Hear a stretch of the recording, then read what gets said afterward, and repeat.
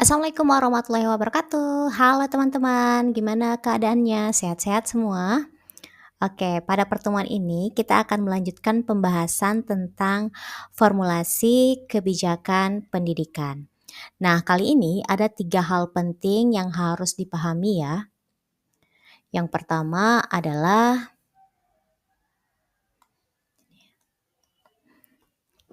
aktor yang terlibat dalam formulasi kebijakan.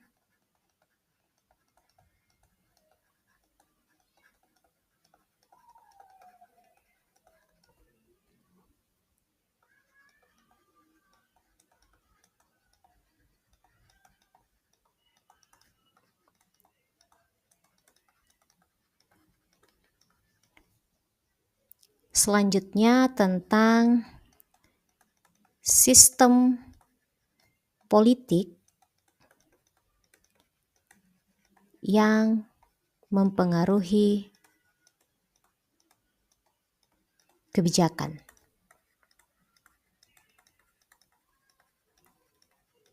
Dan yang ketiga, bagaimana formulasi kebijakan pendidikan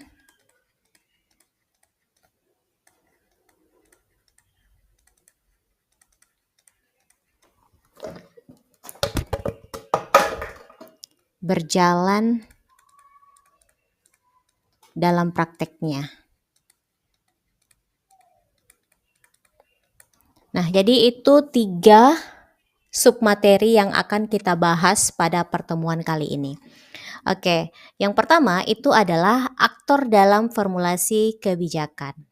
Dalam formulasi kebijakan itu tidak hanya dilakukan oleh pemerintah ya, tetapi melibatkan banyak aktor. Nah, yang pertama itu adalah pemerintah pusat. Nah, di sini aktornya itu siapa aja di pemerintah pusat? Nah, ada yang namanya Kementerian Pendidikan,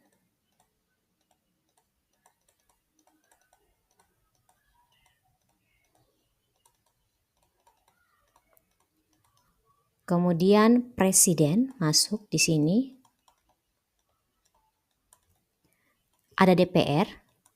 Ini DPR dia menetapkan undang-undang atau APBN pendidikan.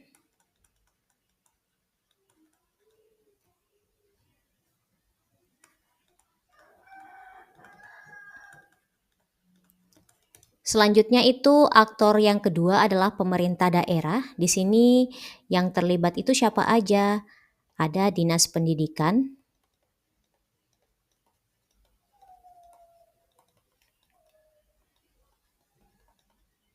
kemudian DPRD.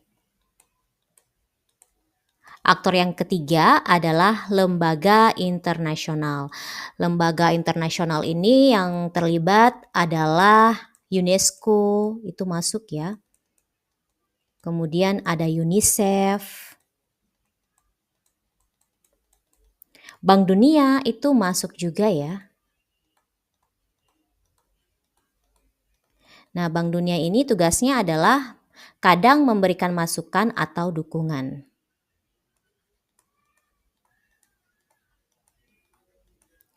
Kemudian aktor selanjutnya siapa? Yaitu kelompok kepentingan. Dalam hal ini adalah organisasi profesi guru, yaitu PGRI, Asosiasi Pendidikan, dan LSM. Selanjutnya adalah media dan opini publik. Di sini memberikan tekanan agar isu tertentu mendapat perhatian. Itu aktor media dan opini publik. Selanjutnya yang terakhir adalah masyarakat. Di sini orang tua, siswa, dan guru itu sebagai penerima dan sekaligus pemberi masukan. Jadi formulasi kebijakan adalah hasil interaksi antar aktor, bukan hanya pemerintah. Jadi dia hasil interaksi antara ini ya. Antara semua ini, bukan hanya pemerintah. Oke, itulah tadi aktor-aktor dalam formulasi kebijakan.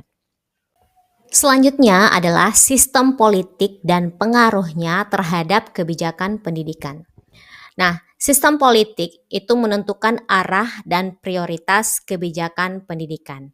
Dalam demokrasi, kebijakan itu lahir melalui proses politik yang melibatkan legislasi, partai politik, dan pemilu.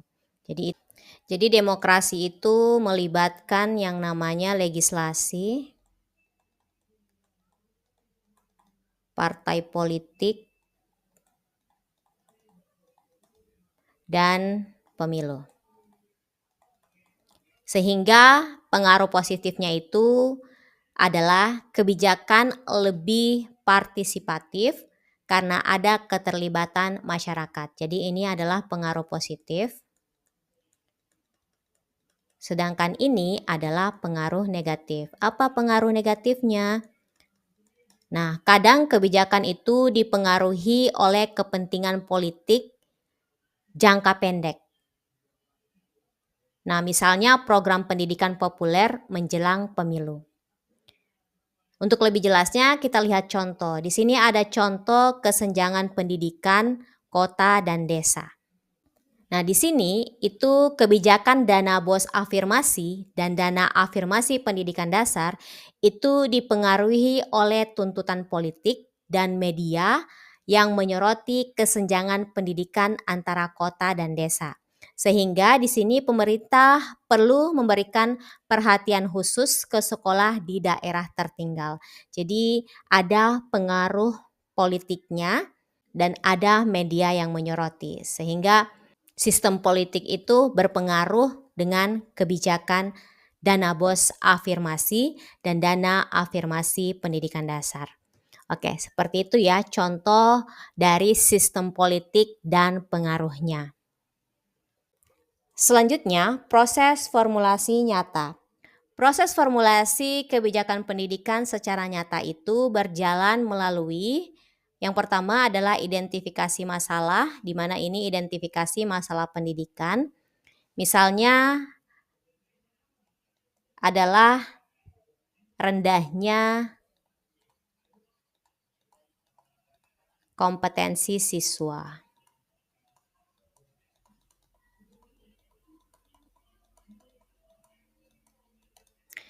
Selanjutnya adalah penyusunan alternatif solusi, di mana contohnya itu adalah kurikulum baru,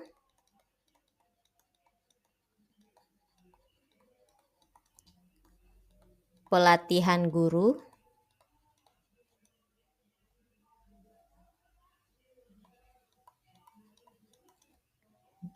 ada juga sarana belajar.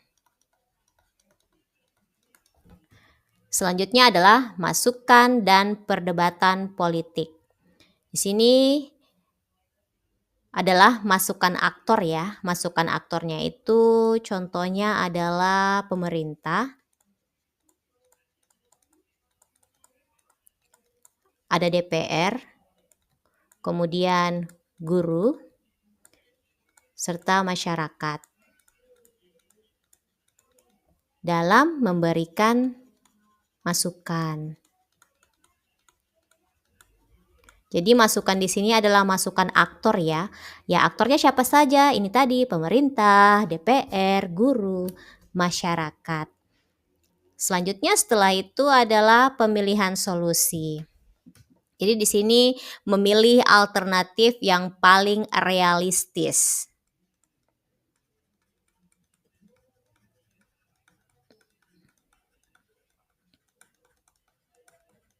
Baik itu secara politik maupun secara teknik. Yang terakhir adalah rancangan kebijakan. Nah, di sini dituangkan dalam bentuk UU.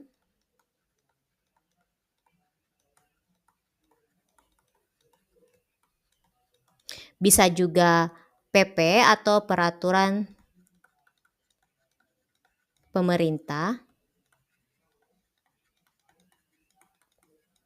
atau Permendikbud.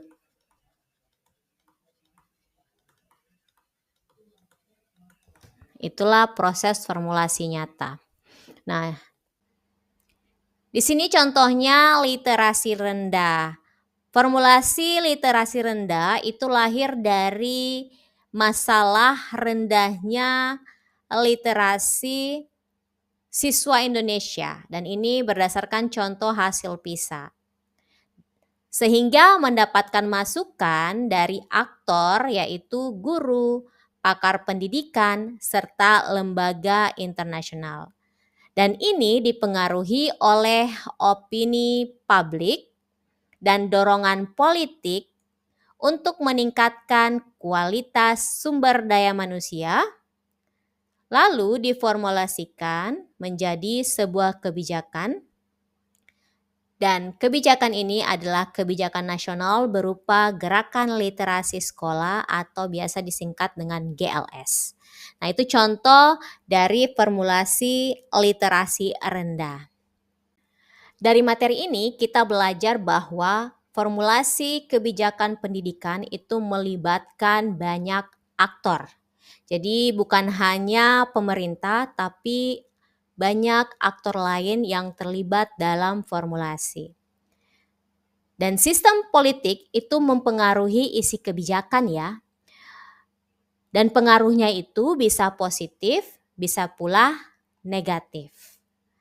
Dan yang terakhir itu proses formulasi nyata itu selalu berupa interaksi antara masalah pendidikan, kepentingan politik, dan masukan dari banyak pihak. Oke, sampai di sini materi kita. Jikalau ada yang tidak dipahami, silakan ditanyakan ya. Wabillahi taufiq wal hidayah. Wassalamualaikum warahmatullahi wabarakatuh.